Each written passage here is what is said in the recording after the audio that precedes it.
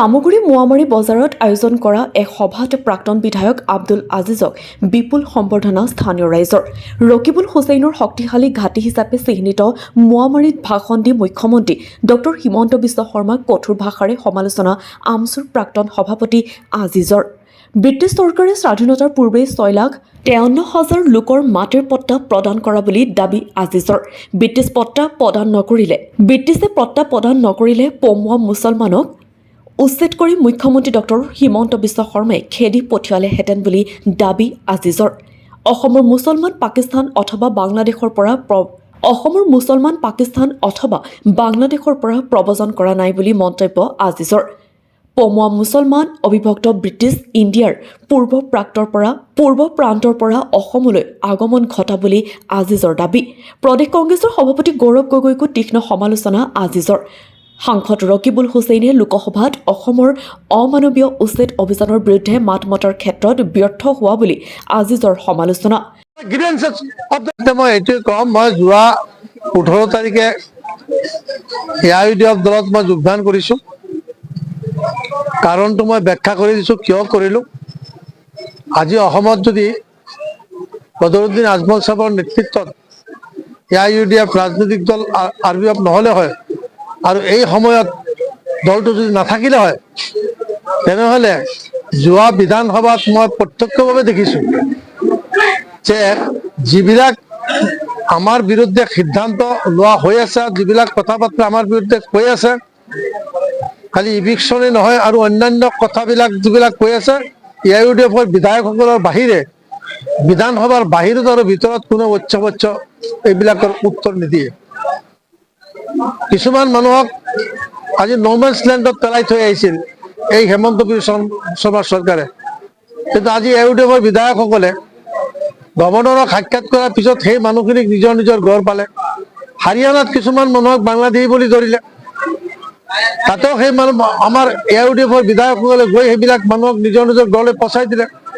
কিন্তু ইয়াততো কংগ্ৰেছ আইৰ যিসকল মুছলমান বিধায়ক আছে তেখেতসকলতো মাত নামাতে।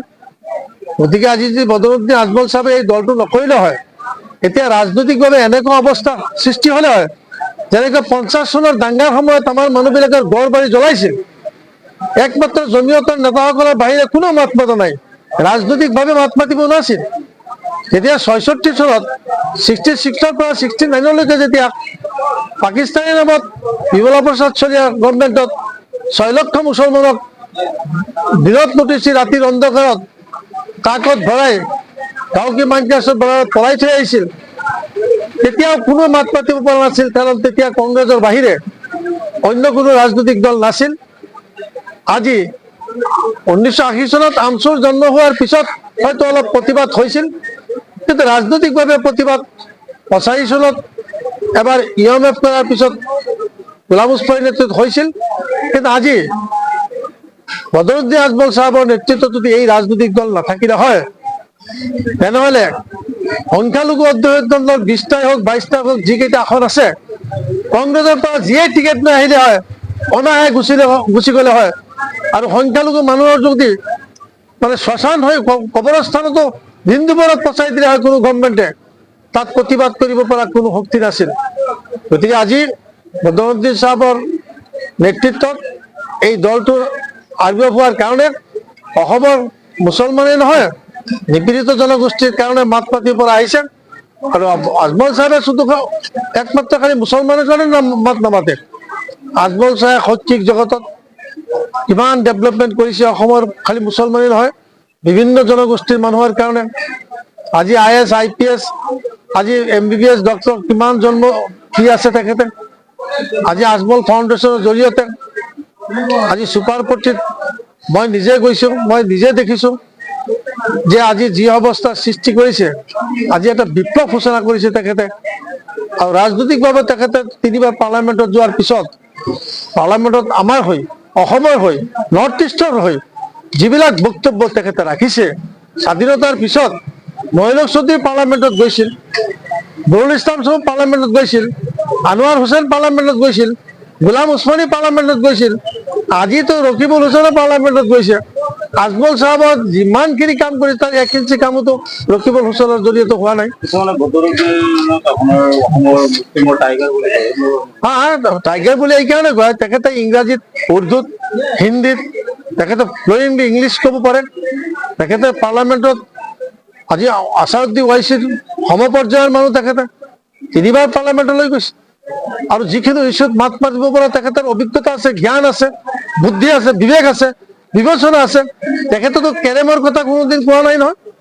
তেখেতে নৰ্থ ইষ্ট ৰিজনৰ অসমৰ বানপানী সমস্যা, আজি ধুবুৰীত যিটো ব্ৰিজ হৈছে, এইটোতো যদিও মনমোহন সিঙৰ গভৰ্ণমেণ্টৰ দিনত হৈছে, কংগ্ৰেছীসকলক ক'ব বিচাৰে, কিন্তু ইয়াৰ প্ৰস্তাৱ কোনে আগবঢ়াইছিল? আজি বদৰুদ্দিন শ্বাহ যদি MP নহ'লে হয়, হয়তো ধুবুৰীত আজি ব্ৰিজটো নহ'লে হয়। আৰু ধুবুৰীত আজি যিমানবিলাক চেণ্ট্ৰেল স্কিম আহিছিল, স্বাধীনতাৰ পিছত বদৰুদ্দিন আজমলৰ নেতৃত্বতে আহিছে। এই কথাটোতো কোনো অস্বীকাৰ কৰিব নোৱাৰিব। আৰু বদৰুদ্দিন আজমল চাহাবৰ লগত উৰ্দুত বা ইংৰাজীত আজি দায়িত্বত অসমত যিমান মুছলমানে আছে, যদি মানে প্ৰতিযোগিতা কৰা হয়, তেখেতকতো ফেৰ পেলাব পৰা মানুহ মই দেখা নাই। পাৰ্লামেণ্টত আৰু বহুত মানুহ গৈছে, তেখেতসকলৰ পাৰফৰ্মেঞ্চ আৰু তেখেতৰ পাৰফৰ্মেঞ্চ, মই তেতিয়া তেখেতৰ দলত নাই। আজি মই দলত আছো কাৰণে কোৱা নাই। পাৰ্লামেণ্টত তেখেতে যিখিনি কাম কৰিছে, অসমৰ মুছলমানৰ হকেই নহয়, অসমৰ বিভিন্ন জনগোষ্ঠীৰ কাৰণে তেখেতে মাত মাতি আহিছে আৰু সেইটো কেপাচিটি তেখেতৰ আছে।